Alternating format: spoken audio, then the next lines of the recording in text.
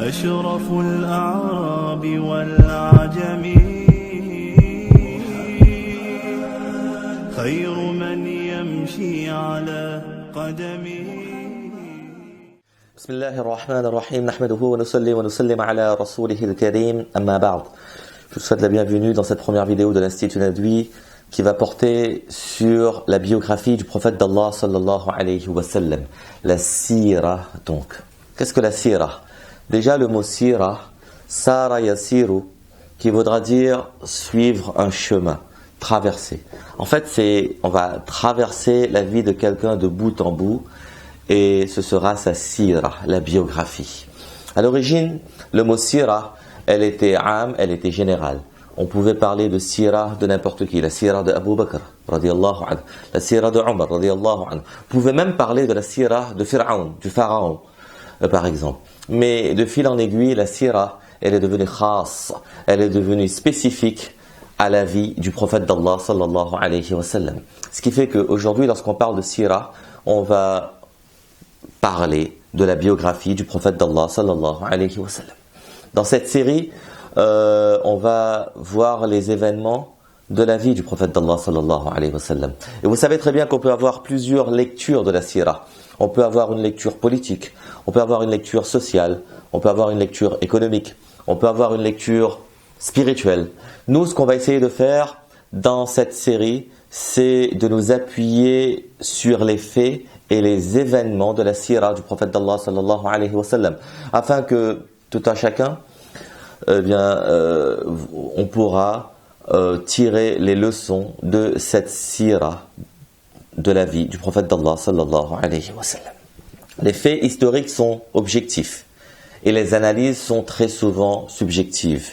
De fait, on va voir ensemble les grands événements et puis je vais vous laisser le soin d'analyser ces grands événements, incha'Allah subhanahu wa ta'ala. La première chose, lorsqu'on étudie quelque chose, c'est notre niyya, notre intention. Pourquoi est-ce qu'on va étudier la sira ensemble? Comme chaque a'mal, comme chaque action, eh bien, la première intention qu'on se doit d'avoir, c'est de faire plaisir à Allah subhanahu wa ta'ala. On va faire plaisir à Allah et notre objectif sur terre, donc notre objectif dans chaque action que nous faisons, c'est de satisfaire Allah. Ensuite, lorsqu'on va étudier la sira, eh bien, vous savez que la sira, étudier la vie du prophète d'Allah sallallahu alayhi wa sallam, c'est étudier l'histoire de l'islam. Dans les événements de la sira, nous apprenons aussi quelque part les bases de l'islam. Vous savez, lorsqu'on lit La ilaha illallah, Muhammadur Rasulullah, donc c'est une grande partie de notre islam que la vie du prophète d'Allah sallallahu alayhi wa sallam.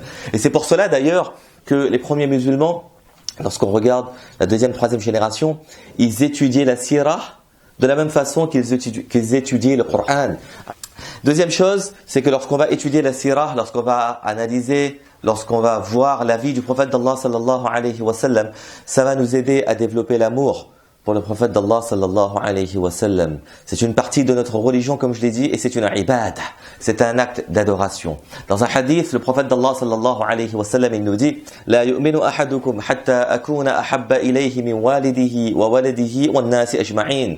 Il dit que personne ne pourra être un vrai croyant tant qu'il ne m'aime pas. Et c'est le prophète d'Allah sallallahu alayhi wa sallam qui parle, plus que ses parents, plus que ses enfants et plus que le monde entier, l'humanité entière. Omar ibn al-Khattab radiyallahu ta'ala anhu, un jour, il vient voir le prophète d'Allah sallallahu alayhi wa sallam et il lui dit Ya Rasulallah, je t'aime plus que tout à part moi-même. Le prophète d'Allah sallallahu alayhi wa sallam lui dit alors en ce sens que Ya Omar, tu n'atteindras pas le iman, la foi complète, à moins que tu ne m'aimes plus que toute autre chose, donc que toi-même aussi. Omar, qui était quelqu'un d'entier que vous connaissez, eh bien il part, et il revient quelques instants plus tard et il dit maintenant je t'aime plus que moi-même. Et le prophète d'Allah sallallahu alayhi wa sallam il dit Al-an izan, maintenant c'est bon. Vous savez, étudier la vie du prophète d'Allah sallallahu alayhi wa sallam, ça va nous permettre justement de l'aimer. Et aujourd'hui, malheureusement, comme nous ne le connaissons pas suffisamment, eh bien, nous avons du mal à l'aimer. Nous avons du mal à apprécier le personnage. Les Sahaba radiyallahu ta'ala anhum, les compagnons du prophète d'Allah sallallahu alayhi wa sallam, ils aimaient le prophète d'Allah sallallahu alayhi wa sallam à tel point qu'il se battait pour récupérer l'eau des ablutions du prophète d'Allah sallallahu alayhi wa sallam. Ça, c'est l'amour qu'avaient les Sahaba radiyallahu ta'ala anhum pour le prophète d'Allah sallallahu alayhi wa sallam. Dans le verset du Coran, Allah subhanahu wa ta'ala, qu'est-ce qu'il dit? Il dit وَمَنْ يُطِعِ اللَّهَ وَالرَّسُولَ فَأُولَٰئِكَ مَعَ الَّذِينَ أَنْعَمَ اللَّهُ عَلَيْهِمْ مِنَ النَّبِيِّينَ وَالصِّدِّيقِينَ وَالشُّهَدَاءِ وَالصَّالِحِينَ. Quiconque obéit à Allah et aux messagers, eh bien, ceux-là seront avec ceux qu'Allah a comblés de ses bienfaits, les prophètes, les véridiques, les martyrs et les vertueux. Et donc, à aimer le prophète d'Allah sallallahu alayhi wa sallam, à l'apprécier à sa juste valeur, bien, incha'Allah, on garde espoir qu'on sera aussi avec lui dans le paradis. Sahaba radiyallahu ta'ala anhum étaient prêts à tout donner pour lui. Ils étaient prêts, H24, ils étaient avec lui et ils étaient prêts à donner leur vie pour Muhammad sallallahu alayhi wa sallam. Un autre objectif lorsqu'on va étudier la sirah, ce sera apprendre à le connaître pour pouvoir suivre son exemple. Le prophète d'Allah sallallahu alayhi wa sallam, c'est la personnification même de akhlaq et du bon comportement. Lorsqu'on demande à Aïcha radiyallahu ta'ala anha comment était le prophète d'Allah sallallahu alayhi wa sallam, qui était le prophète d'Allah sallallahu alayhi wa sallam, eh bien elle nous répond kana khuluquhu al-Qur'an, que eh bien son akhlaq c'est le Qur'an. Le prophète d'Allah sallallahu alayhi wa sallam, c'est le tafsir ambulant du Coran. Lorsqu'on regarde la vie du prophète d'Allah sallallahu alayhi wa sallam, eh bien on va pouvoir aussi comprendre le Coran. Vous savez, certains versets du Coran se comprennent tout seuls, mais certains versets du Coran, beaucoup d'autres versets du Coran, eh bien, vont nous obliger, on aura besoin pour comprendre ces versets, à revenir à la sirah. Un autre objectif de la sirah, c'est de comprendre que la vie du prophète d'Allah sallallahu alayhi wa sallam est un exemple pratique et pragmatique des étapes et de la méthodologie de la da'wah. Qu'est-ce que la da'wah? Aujourd'hui, retenez juste que la da'wah, c'est le travail de din, et on reviendra, incha'Allah, sur la définition de ce terme. Comment agir en fonction du contexte, par exemple? Souvent, on croit que le prophète d'Allah sallallahu alayhi wa sallam ne faisait que réagir aux événements. Mais on oublie que c'est Allah subhanahu wa ta'ala qui a tout planifié, et que le prophète d'Allah alayhi salatu wa salam, il était très proactif dans sa démarche. Et c'est en ce sens que la sirah est pour nous une grande source d'enseignement. Bien sûr que la vie de la Mecque, que la vie de Mecca était vraiment différente de celle de Médine, de Madina Munawwara pour le prophète d'Allah sallallahu alayhi wa sallam. Bien sûr que les événements de Taïf étaient différents des événements de l'Abyssinie par exemple. Qui peut le nier? Mais cela n'excuse pas tout. Il n'y avait pas un islam à la Mecque et un islam à Médine. Il y a un islam. Ce sont les mêmes principes qui vont s'exprimer parfois différemment à la Mecque ou à Médine. Et les ulama nous disent, les savants nous disent que en ce qui concerne la tarbiyah, l'éducation, eh bien nous avons des enseignements oraux et écrits, Coran, hadith, etc. Mais pour savoir comment mettre en application, comment implémenter cela, il faudra absolument regarder, lire, voir, analyser la vie du prophète d'Allah sallallahu alayhi wa sallam et la vie des Sahaba radiyallahu ta'ala anhum, les compagnons du prophète d'Allah sallallahu alayhi wa sallam, pour avoir une idée de la mise en application pratique de cela. Un autre objectif de l'étude de la sirah, c'est comprendre, c'est d'avoir des hasanat tout simplement, de récolter des récompenses, parce que étudier la sirah c'est une ibadah, c'est un acte d'adoration, ce n'est pas un passe-temps, ce n'est pas une mode que de regarder des vidéos, que de lire un livre ou de s'inscrire dans un institut, c'est vraiment un majlis de zikr, c'est une ibadah, c'est un endroit où on se souvient d'Allah subhanahu wa ta'ala. D'ailleurs, Allah dit dans le Coran, قُلْ إِن كُنْتُمْ تُحِبُّونَ اللَّهَ فَاتَّبِعُونِي يُحْبِبْكُمُ اللَّهُ وَيَغْفِرْ لَكُمْ ذُنُوبَكُمْ. Et il dit au prophète, si vous aimez Allah, إِن كُنْتُمْ تُحِبُّونَ اللَّهَ فَاتَّبِعُونِي, suivez-moi. C'est le prophète qui parle, suivez-moi, suivez mon exemple, suivez mon enseignement. يُحْبِبْكُمُ اللَّهُ, et Allah il vous aimera. وَيَغْفِرْ لَكُمْ ذُنُوبَكُمْ, et Allah il pardonnera tous vos péchés. Un autre objectif, lorsqu'on va étudier et analyser la sirah, c'est développer en nous une véritable identité musulmane. Aujourd'hui, malheureusement, on a oublié cette identité, on a oublié notre histoire. On a oublié notre histoire et on a parfois honte de notre histoire et de notre culture. C'est très important. Vous savez, les ulama, lorsqu'ils ont enseigné la sirah, eh bien, ils ont parfois cité Alexander Solzhenitsyn qui disait « To destroy a people, you must first sever their roots. » Pour détruire un peuple, tu dois d'abord, eh bien, couper ce peuple de ses racines. Tu dois le faire oublier son histoire. Et c'est très très important. Aujourd'hui, nous vivons dans une société qui peut parfois être très intolérante. Et, subhanallah, cette culture qui parfois peut être très intolérante, eh bien, elle a pénétré des pays qui étaient réputés impénétrables. Aujourd'hui, lorsqu'on regarde la Chine, l'Inde, l'Afrique subsaharienne, la différence entre aujourd'hui et la vie dans ces pays il y a 10 ans ou il y a 15 ans ou il y a 20 ans, on voit que effectivement, eh bien, la culture traditionnelle a été remplacée. Nous, on a une culture, nous, on a une histoire qui s'appelle l'islam. Et cette histoire-là, eh bien, nous pouvons le voir à travers les hommes qui étaient là dans l'histoire de l'islam, à commencer par le prophète d'Allah sallallahu alayhi wa sallam. Eh bien, malheureusement, parfois, on est pris dans un espèce de complexe d'infériorité et on a une crise identitaire assez sérieuse. Cette crise identitaire va entraîner, eh bien, des conséquences désastreuses. Parce qu'on ne se connaît pas, parce qu'on ne se connaît plus, parce qu'on a oublié notre histoire, donc on s'est oublié nous-mêmes. Et donc n'importe qui pourra nous faire avaler n'importe quoi. Wallahu al-musta'an.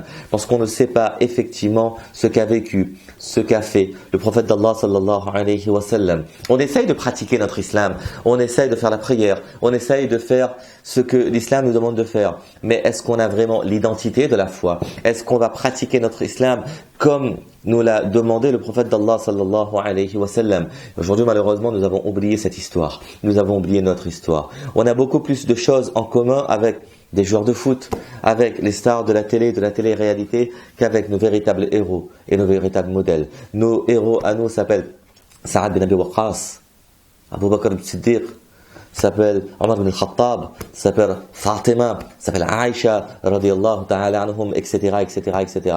Mais aujourd'hui, combien d'entre nos jeunes connaissent vraiment le nom de 11 sahaba, 11 compagnons, 11 prophètes, alors que nous n'avons aucun problème à connaître les 11 joueurs du Paris Saint-Germain, les 11 joueurs du Barcelone ou du Real Madrid. Je ne dis pas ça par effet de style, je ne dis pas ça parce qu'il faut le dire, mais je le dis parce que nous faisons face à une véritable crise identitaire. De ce fait, nous nous laissons bousculer par le premier venu. Nous croyons en l'islam nous faisons dire à l'islam ce que l'islam n'a pas dit. Nous réagissons en tant que musulmans alors que, et nous ne sommes pas sur la lignée, sur la voie que nous a légué le prophète d'Allah sallallahu alayhi wa sallam. Donc, bien connaître notre histoire parce que nous sommes un maillon. Nous sommes une extension d'une ummah. Et subhanallah, nous avons une culture, et nous avons la culture de la ilaha illallah Muhammadur Rasulullah sallallahu alayhi wa sallam.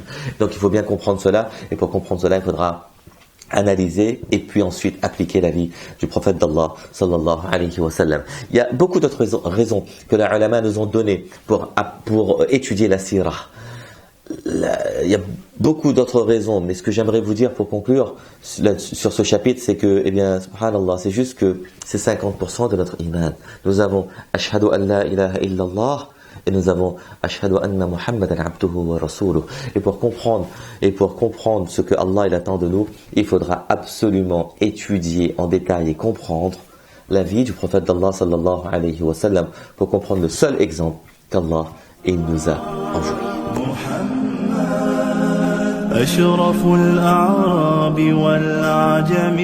Pour terminer cette première vidéo, je vais quand même vous montrer les références que j'ai utilisées ou que je vais utiliser dans cette série de vidéos sur la sirah du prophète d'Allah sallallahu alayhi wa sallam. Plein de livres ont été écrits sur la sirah. Inch'Allah, je reviendrai sur la bibliographie que je vous conseille. Mais moi, ce que j'ai utilisé, déjà le premier ouvrage que j'ai utilisé, c'est As-Siratun Nabawiyya de Ibn Hisham, rahimahullah ta'ala, qui est la référence absolue en matière de sirah. Et puis, j'ai utilisé aussi un livre qui est moins connu, c'est normal, parce qu'elle est en langue ourdou, en 3 volumes, Sirat Mustafa de Cheikh Idris Kandhalawi, rahimahullah ta'ala anhu, et donc en 3 volumes. tout le monde n'a pas accès parce que c'est en ourdou. Troisième ouvrage que j'ai utilisé et qui est aussi très connu, c'est l'ouvrage de Ibn Kathir, As-Sirat al-Nabawiyya aussi, de Ibn Kathir, qui est en fait une partie de Al-Bidaya wa Al-Nihaya. Ensuite, j'ai utilisé le livre Khatam al-Nabiyyin de Cheikh Abul Hassan Nadwi, rahimahullah ta'ala, normal pour l'Institut Nadwi qu'on utilise effectivement le livre d'Abul Hassan Nadwi, rahimahullah ta'ala. C'est l'édition de la Madrasa que je vous conseille vivement, celle-là elle est en arabe, elle a aussi été traduite en français. Une autre version de ce livre qui s'appelle Nabiyur Rahma, qui est en anglais, de Cheikh Abul Hassan Nadwi, rahimahullah ta'ala, qui est un peu différente. L'autre il s'appelle Khatam al-Nabiyyin, celui-là il s'appelle Nabiyur Rahma, qui est en anglais, que vous pouvez retrouver assez facilement. Ensuite, j'ai utilisé Rahiq al-Makhtoum, que beaucoup d'entre vous connaissent, de Cheikh Mubarak Pouri, qui se trouve en français, en anglais et tout. D'autres livres que j'ai utilisés aussi, un peu moins souvent, par exemple celui-là de Cheikh Sha'arawi, As-Sirat al-Nabawiyya aussi, ou d'autres livres qu'on a utilisé et qu'on retrouve assez facilement sur la sira. En tout cas, les principales références, c'est celles que je viens de vous présenter. Donc voilà pour aujourd'hui, qu'Allah subhanahu wa ta'ala nous donne de comprendre et surtout de mettre en application et de bien se préparer avant de voir les autres vidéos, de revoir notre intention, pourquoi est-ce que j'étudie, pourquoi est-ce que je veux étudier la sira du prophète d'Allah sallallahu alayhi wa sallam. La première chose, c'est de faire plaisir à Allah subhanahu wa ta'ala. Et après, toutes les autres intentions qu'on a eues plus tard. Il y en a eu beaucoup d'autres qui ont été énoncées par les ulama, par des savants. Je vous ai fait part des principales. Qu'Allah subhanahu wa ta'ala donne le tawfiq de comprendre, de mettre en pratique et aussi de propager. Amin wa akhiru da'wana alhamdulillahi rabbil alamin. Fajazakumullah wa assalamu alaykum wa rahmatullahi wa barakatuh. يا رسول الله محمد